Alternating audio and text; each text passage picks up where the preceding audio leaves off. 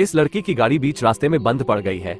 एक ट्रक इसके पास आके रुकता है। ट्रक ड्राइवर हेल्प के लिए पूछता है, पर लड़की इस अनजान ट्रक ड्राइवर पर भरोसा नहीं करती। फिर वहाँ एक कार आती है जिसमें एक शरीफ दिखने वाला बंदा होता है, तो लड़की उसकी कार में बैठ जाती है, पर उसे पता नहीं है कि welcome to my channel ZH King। तो दोस्तों, आज की इस मूवी एक्सप्लेनेशन का पूरा क्रेडिट ASY एक्सप्लेन टीवी को जाता है। तो चलो एंजॉय करो पूरा वीडियो। गुड बाय, टाटा, सी यू। अब आपको हम मिलते हैं मूवी के लास्ट में। क्योंकि उसे सीट के नीचे डेड बॉडी नजर आती है, पता चलता है कि ये शरीफ दिखने वाला आदमी एक सीरियल किलर है जो इस हाईवे पर जवान लड़कियों का मर्डर करता है। अचानक कार रुकती है और ये आदमी इस लेडी को टूल से मारकर खत्म कर देता है।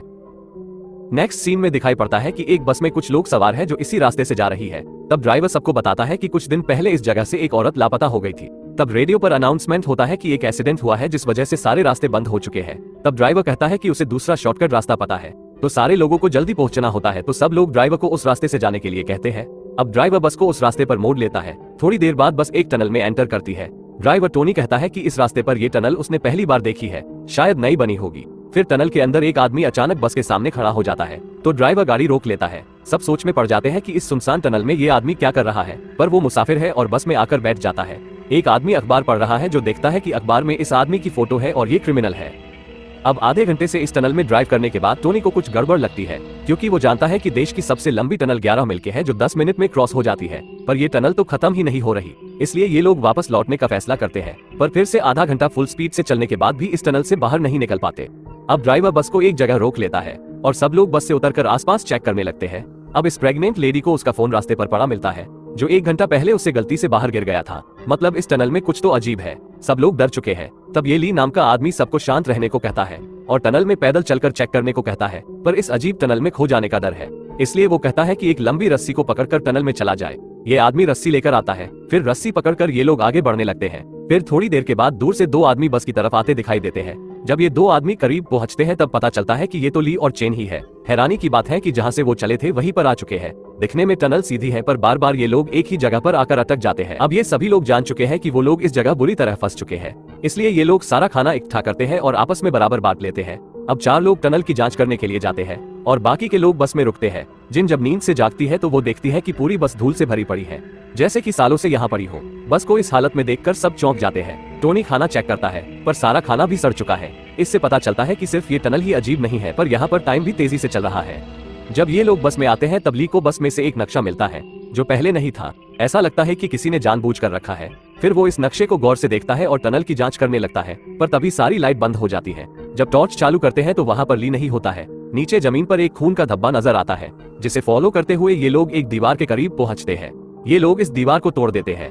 दीवार के पीछे एक अजीब सा कमरा होता है जहाँ इंसानों के कटे हुए हाथ होते हैं। यहाँ इन्हें एक और नक्शा मिलता है। नक्शे से पता चलता है कि ये 3 अलग अलग टनल है जो एक दूसरे से जुड़ी हुई है। चेन कहता है कि यहाँ से निकलने के लिए उन्हें सारे टनल को क्रॉस करना होगा और इस रूम से निकलने के लिए यहाँ एक खुफिया रास्ता होगा, उसे भी ढूंढना होगा। सब लोग रास्ता ढूंढने लगते हैं। यहाँ एक अजीब कैलेंडर है जिसके सारे पन्ने पर 15 जुलाई की तारीख लिखी होती है। कैलेंडर को दीवार से हटाने पर पीछे की तरफ एक दरवाजा नजर आता है। इस दरवाजे से ये लोग दूसरे रूम में पहुंचते हैं, जहां टीवी में एक लेडी को एक केव में फंसा दिखाया जाता है। फिर ये लोग दूसरी टनल में एंटर होते हैं, जहां उन्हें उन्हीं की बस मिलती है। चेक करने पर पता चलता है कि ये लोग एक अलग टाइम जोन में आ गए हैं। बस के अंदर से इन लोगों को खाना मिलता है, जिसके लिए ये लोग लड़ने लगते हैं। ड्राइवर टोनी को एक गन मिलती है। टोनी बंदूक की नोक पर सबसे खाना मांगता है और सारे लोग डर के मारे खाना उसे दे देते हैं। इस टनल में वक्त बहुत तेजी से आगे बढ़ रहा है, इसलिए सबको बहुत जल्द भूख लगने लगती है। थोड़ी देर बाद सारा को बहुत भूख लगती है, तो वो टोनी के पास जाती है और इसे सेड्यूस करके उसके पास थोड़ा खाना ले लेती है। जब ये लोग बिजी होते हैं तो वान चुपके से जाकर एक पैकेट चुरा लेता है, पर टोनी उसे पकड़ लेता है और उसे मारने लगता है। टोनी वान को मारने ही वाला होता है कि कोई पीछे से उस पर वार करता है और वो वहीं मर जाता है। सब लोग ये देखकर हैरान हो जाते हैं। वान को बहुत भूख लगी होती है, इसीलिए वो खाने की तलाश में गाड़ी के नीचे देखता है। बस के नीचे उसे एक ड्रेनेज हॉल दिखता है, तो सारे लोग उस ड्रेनेज हॉल के अंदर चले जाते हैं। फिर ये लोग एक और अजीब से दिखने वाले कमरे में पहुंच जाते हैं, जिसमें कुछ अजीब तस्वीरें और इंसान के कटे हुए बॉडी पार्ट्स रखे हुए होते हैं। टीवी में दिखाया जाता है कि उस केव में और ज्यादा पानी भर चुका है। फिर से उसी दीवार पर एक कैलेंडर लगा हुआ होता है।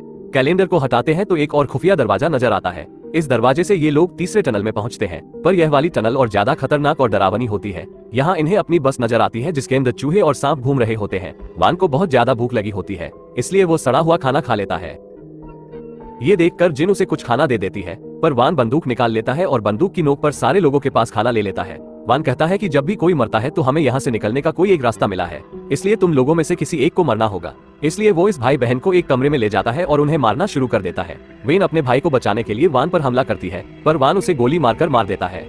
अब वान सारा को मारने की कोशिश करता है, पर पीछे से कोई आकर उसे ही मार देता है। अब दो लोगों के मरने के बाद एक और खुफिया रास्ता मिलता है, जिस रास्ते से यह सभी लोग चौथी टनल में पहुंचते हैं। चैन और सारा इस टनल की जांच करने लगते हैं। तब सारा को विशन आने लगते हैं और उसे मरे हुए लोग दिखने लगते हैं। डर के मारे सारा भागने लगती है। तब एक जगह उसे बहुत सारी लाशें दिखाई देती हैं। थोड़ी देर के बाद उसे एक आईना नजर आता है। जैसे ही वह आईने के करीब पहुंचती है, कोई पीछे से आकर उसे मार देता है। अब यहाँ पर जिन ने एक बच्चे को जन्म दिया है। अब ये 3 लोग बचे हैं। अब ये लोग आगे बढ़ते हैं, पर रास्ते में पता चलता है कि छोटा बच्चा मर चुका है। तब जिन अचानक से चैन को चाकू मार देती है। चैन आंखें खोलता है तो खुद को एक कमरे में पाता है। फिर दिखाया जाता है कि कुछ पुलिस ऑफिसर्स की मीटिंग चल रही है, जिसमें बताया जाता है कि जेम्स नाम का सीरियल किलर पकड़ा जा चुका है, जो कि हाल में कोमा में है, जो कई औरतों को मार चुका है। पर सियारा नाम की एक लड़की अभी जिंदा है, और वह कहाँ है ये बात सिर्फ जेम्स ही जानता है। क्योंकि जेम्स कोमा में है, इसलिए पूछताछ भी नहीं कर सकते। इसलिए पुलिस टेक्नोलॉजी और साइकोथेरापिस्ट की मदद से जेम्स के दिमाग में जाकर पता लगाने की कोशिश करती है कि उसने सियारा को आखिर कहाँ रखा है। अब पता चलता है कि जेम्स के दिमाग में जाने वाला साइकोथेरापिस्ट कोई और नहीं बल्कि चैन ही है, और सियारा चैन की बीवी ही है, जिसे बचाने के लिए चैन ये सब कुछ कर रहा है। अब तक आपने जो भी देखा वो सब जेम्स के दिमाग के अंदर का विजन था। फिर उन्हें एक क्लू मिलता है, जिससे पता चलता है कि सियारा को नदी के आसपास कहीं एक केव में रखा गया है।